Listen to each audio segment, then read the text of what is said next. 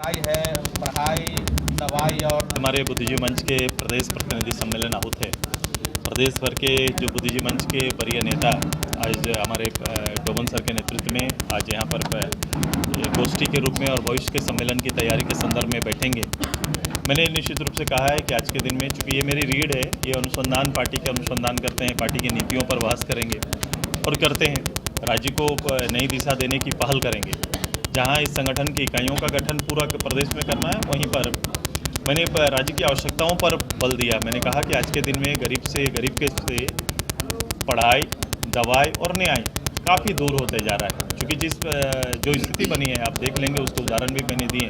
ये तीनों चीज़ गरीब की पहुंच से बाहर जा रहा है और सबसे ज़्यादा अध्ययन करने की जरूरत और इसके अनुरूप पॉलिसी तैयार करने की आवश्यकता है। और राज्य सरकार, केंद्र सरकार सभी को केंद्रित होकर इसकी पहल करनी है। देखिए, और भी सर आपने कहा कि देख रहे हैं कि हम लोग दलीय रूप से राजनीति करते हैं, दल आते हैं, दल चुनाव जीतते हैं, लेकिन दल चुनाव जीतने के बाद दल लीडर तय करते हैं, जिससे पब्लिक अनभिज्ञ रहती है उस दल के लीडर से, उनके नेतृत्व से। अगर अनभिज्ञ नेतृत्व सामने आता है तो फिर से जीरो से प्रारंभ हो जाता है। इसलिए ये ज़्यादा जरूरी है कि दल के अंदर, दल का चयन तो बहुत हो गया, अब लोगों को प्रदेश भर के लीडर्स के बीच में नेता का चयन करना है। नेता का चयन, अच्छे नेता आएंगे, अच्छे लीडर्स आएंगे तो निश्चित रूप से राजनीति अच्छी होगी, पहल अच्छा होगा, डेवलपमेंट अच्छा होगा। एक सर अंतिम सवाल है, ओबीसी के लोगों को लगता है कि उनकी हकमारी। आप अध्ययन करो, मेरे मीडिया मतलब ये कि मैं बोल रहा हूँ उसको वहाँ सुना दे। आपका अपना चैनल, अपना विश्लेषण भी है। आप देखेंगे प्रदेश भर में मैंने गिन के बता दिया है 9400 जो पंचायत के प्रतिनिधि जिसका आरक्षण हमने तय किया था।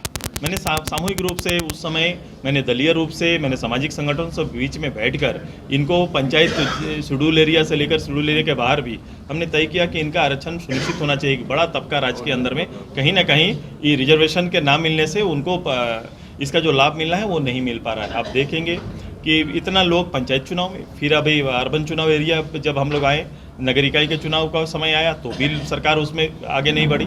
और ये सारे चीज़ें केवल हमारा कहने का नहीं है, बल्कि ट्रिपल टेस्ट के लिए ये डायरेक्शन प्राप्त है सर्वोच्च न्यायालय का। सरकारों को ये निर्देश प्राप्त है कि सरकार अपने क्षेत्र में अगर आरक्षण बढ़ाना चाहती है तो उनको ट्रिपल टेस्ट के बाद आगे जाना पड़ेगा। सरकार ये काम, मौलिक काम को ना करके केवल पॉलिटिकल काम कर रही है। पॉलिटिकल पहल, कुछ क्षण के लिए लोगों को गुमराह, पॉलिटिकल रूप से आप गुमराह कर सकते हैं, समाधान नहीं कर सकते हैं। मैंने इसीलिए कहा था ये हल नहीं, पहल है। विलम्ब कौन करता है? विलम्ब कौन करता है? आपने तीन बार एक्सटेंशन दिया आपने, ये समय है, उसके बहुत मानक हैं। क्यों कर्नाटक की गवर्नमेंट नहीं करे? जिस कर्नाटक का पेपर लेके अंदर थे वो क्यों नहीं ये चीज़ बताई? कर्नाटक ने ट्रिपल टेस्ट कराया कि उन्होंने वहाँ अपने लोगों का सामाजिक, आर्थिक और शैक्षणिक हालात पर उन्होंने चर्चा कराई, उसके लिए पोर्टल खोला, लोगों को वहाँ पर शामिल किया, उसके जो आवेदन आए, आवेदन के बाद वो विचार कर रही है। ये छत्तीसगढ़ में हो रहा है, जो आपके सहयोगी ये है, बिहार में हो रहा है भाई साहब, बिहार गवर्नमेंट कर रही है।